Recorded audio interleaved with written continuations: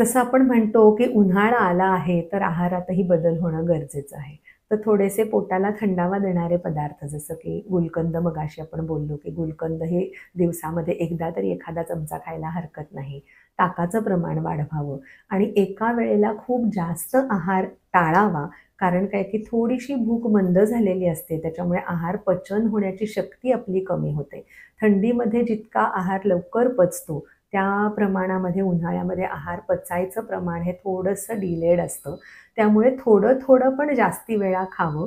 त्याच्यामध्ये द्रवपदार्थांचं आधिक्य असावं. म्हणजे पाण्याचं प्रमाण असावं, ताक घ्यावं, सरबतं घ्यावीत आणि उष्ण, गरम-गरम पदार्थ मात्र नक्की टाळावेत. आणि असं म्हणतात, की उन्हाळ्यामध्ये लोकांना शीतपदार्थ आवडतात जास्त. पण तेही थोडेसे काळजीपूर्वक घ्यावेत असं वाटतं. त्याचं कारण एक छान सूत्र आहे ज्याच्यामध्ये असं म्हटलंय, की "हेमंते निचिते श्लेष्मा वसंते कफरोगकृत." तर वसंत ऋतू अर्थात उन्हाळ्याची जेव्हा सुरुवात आहे, त्यावेळेला कफाचे व्याधी म्हणजे सर्दी, पडसं, खोकला हे जास्ती प्रमाणात होऊ शकतात. कारण थंडीमध्ये तो घट्ट झालेला जो कफदोष आहे, तो उन्हाळ्यामध्ये वितळतो आणि त्याचा उद्रेक झाल्याने हे प्रमाण आपल्याला वाढलेलं दिसू शकतं.